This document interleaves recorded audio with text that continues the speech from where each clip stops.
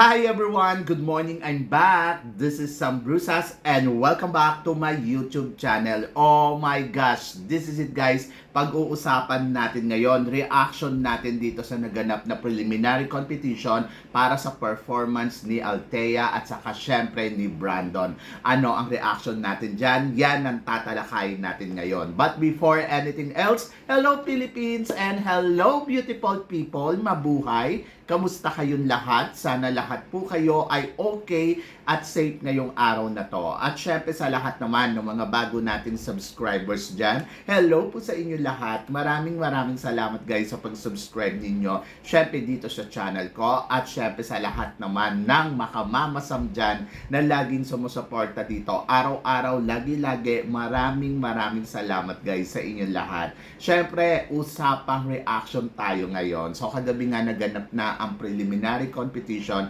ng mga kandidata dito sa supranational. Siyempre, tinutukan natin dyan ang ating pambato na wala nang iba kundi si Althea Ambrosio at saka syempre si Brandon Espiritu. Kamustahin natin yung performance nila. So, yan. Ako para sa akin, syempre, pagdating dito sa Mr. Supranational, ang masasabi ko si Brandon, oh my gosh, ang bongga. Yes, ang bongga-bongga niya.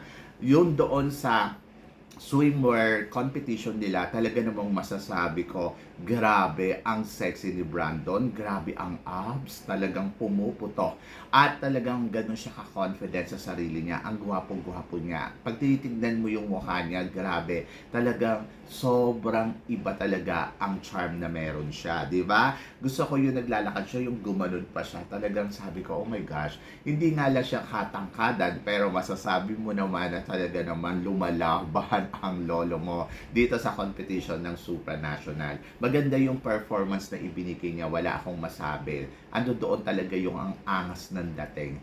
Pero sabi ko nga, hindi ko lang alam kung ano yung magiging thought sa kanya ng judges. Kasi kung ako din masasabi ko, ang charm-charm ng dating niya, lalaking lalaki, in fairness. And then, pagdating naman sa kanyang, yung formal wear, talagang masasabi ko, grabe si Brandon. Sobrang ang perfect ng dating. Gusto ko yung may patingin pa siya sa rilo, yung medyo may drama konti. So, ayun yung maganda sa kanya. Nilagyan niya ng konting drama. Pagkatapos yung parang, oh, late na ako. Yung mga ganon. Tapos sabay lakad. Tapos gusto ko din yung hinubad niya yung coat niya. Tapos yung tinanggal niya dito yung botones ng coat niya pagkatapos sabay nawak sa bewang ay ang bongga. So maganda yung performance ni Brandon. Halatang halata talaga na lumalaban talaga siya sa competition.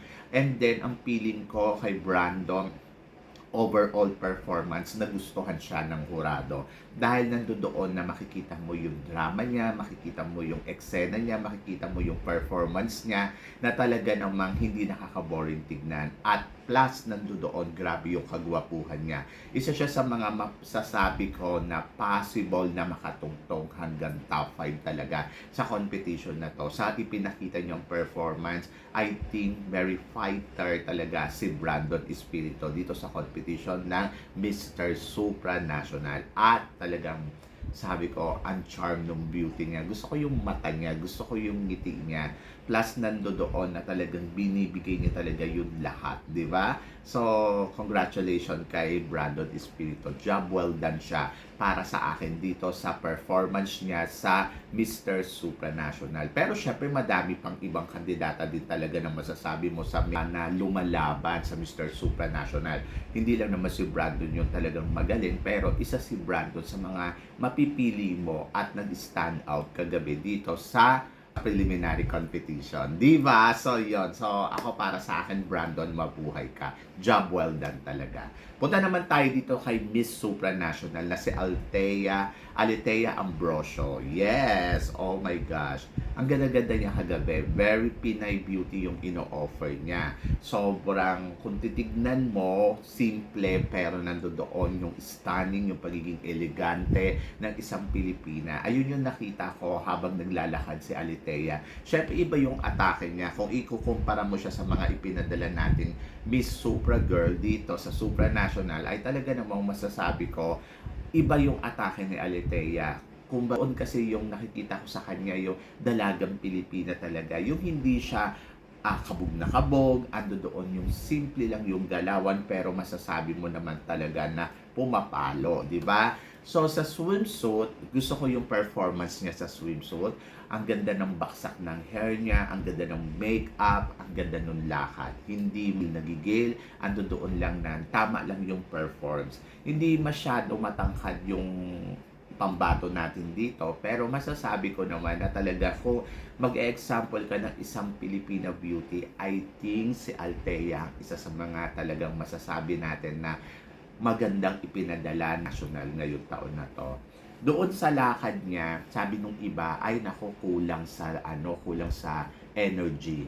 Ako para sa akin, eto nga yung maganda sa kanya kasi iniban niya yung atake. Iniban niya yung eksena, hindi katulad ng mga napapanood natin na talaga na pak na pak, laban na laban. Kumbaga, nasa judges na lang yon kung gusto nila yung performance na nakita nila dito kay Miss Philippines. Pero kasi, ang ipinapakita dito ni Miss Philippines, I'm a Filipina, and then ganito lang kami kasimple. Natural, ayun yung ipinakita ni Althea dito na kung paano gumalaw ang isang Pilipina, lalo na pag nasa entablado. So, nasa judges na lang yun kung gusto nila o hindi yung performance na ipinakita ni Althea. Pero para sa akin, ginawa lang ni Althea kung ano yung dapat niyang ipakita at gusto niyang ipahiwatig dito sa mga judges. So, performance level okay sa akin. Maganda ang pasarela, malinis, and then yung galawan niya hindi masagwa, hindi malaswa. Kumbaga nandoon na parang tama lang yung atake, hindi mo mararamdaman nagigil.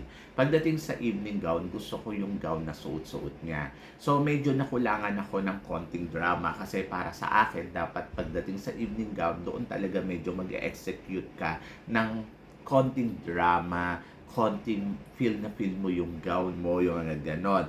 Pero simple lang din yung atake niya. So, nilakad niya lang yung gown, and then para sa akin, yung performance niya, hindi ko masasabi na wow, sobrang ganda, or masasabi mo naman na wow, panalo. Ang akin, medyo, tulad na sinabi ko kanina, medyo kulang lang sa energy at saka konting drama. So, sana nilagyan niya lang ng konting drama or konting transition para mas bongga. Pero kung pag-uusapan natin yung gown na suot-suot niya, very unique, simple, pero nandoon talaga na wow, pang supranational. Nakaka-inspired yung gown niya at masasabi ko na tama lang naman din yung ipinakita ni Althea na galawan dito, hindi masyadong iginalaw ng bonggang-bongga. Gusto ko yung skirt, yung sa baba, very unique kasi yung dating. Yung alam mo yun, yung golden grass pa yun. So, ayun kagad yung naisip ko na parang, ay, ang ganda. Parang galing sa palay, ganon. Yung parang galing sa talahiban, yung ganon. Sobrang panalo. At ang ganda din ng offer, hindi maka Miss Grand, kumbaga parang pang Miss Supranational talaga.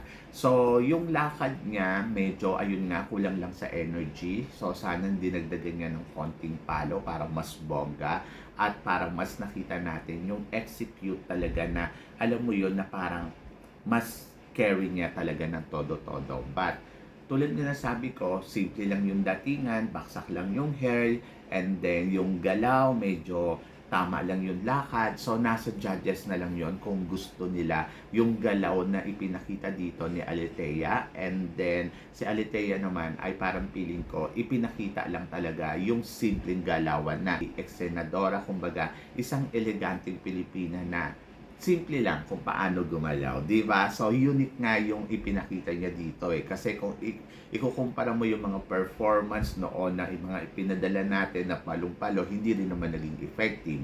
So, ngayon, tinatry nila na konting, sige, ibang atake naman para tingnan natin kung magiging effective. So, para sa akin, performance level, ipinakita ni Althea yung dapat niyang ipakitang galawan, and then nandoon na lang yon sa hurado kung nagustuhan nila o hindi.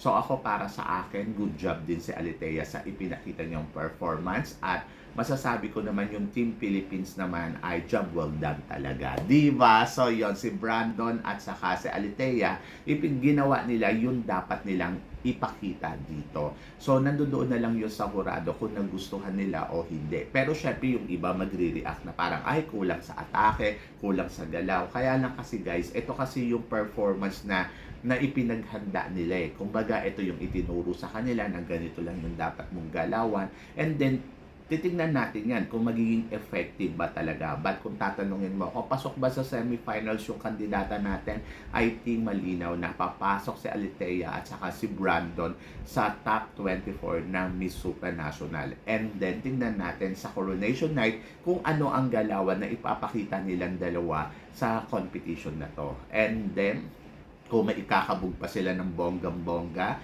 sana ma-review din nila yung performance na pinakita nila dito para pagdating sa Coronation Night, madagdagan nila o mabawasan nila yung mga dapat idagdag at ibawas doon sa performance nila. But for now, masasabi ko, job well done ang Team Philippines dito sa Mr. and Miss Supranational 2024 Preliminary Competition. So, yon. So, ikaw ba guys, ano guys ang tingin mo at masasabi mo sa ipinakita ni Alitea at ni Brandon sa performance nila sa prelim? So, i-comment below mo yan. And then, of course, more chika mamaya para sa review natin dito sa preliminary competition ng Supranational. So, mamaya malalaman natin kung sino nga ba ang kumakabog at sino nga ba ang umi-eksena talaga ng bonggang-bongga na kandidata dito sa competition ng Miss Supranational. For now, ayan lang muna ang review natin o reaction natin dito sa performance ni Alitea at saka syempre ni Brandon. So yun guys. So ang masasabi ko sa kanilang dalawa, bongga. So yun. So guys, maraming salamat syempre sa suporta at pagmamahal na binibigay ninyo dito sa channel ko. At sa mga hindi pa po nakaka-subscribe dyan, please don't forget to subscribe my channel at i-click na rin po ninyo ang notification bell para lagi kayong updated syempre sa aking mga chika. Sabi ng ganon, always keep smiling and always think positive. Walang imposible guys. Magtiwala lang tayo sa itaas. Kaya guys, hanggang dito na lang. Hanggang sa muli nating chikahan. Paalam. Thank you guys. See you later.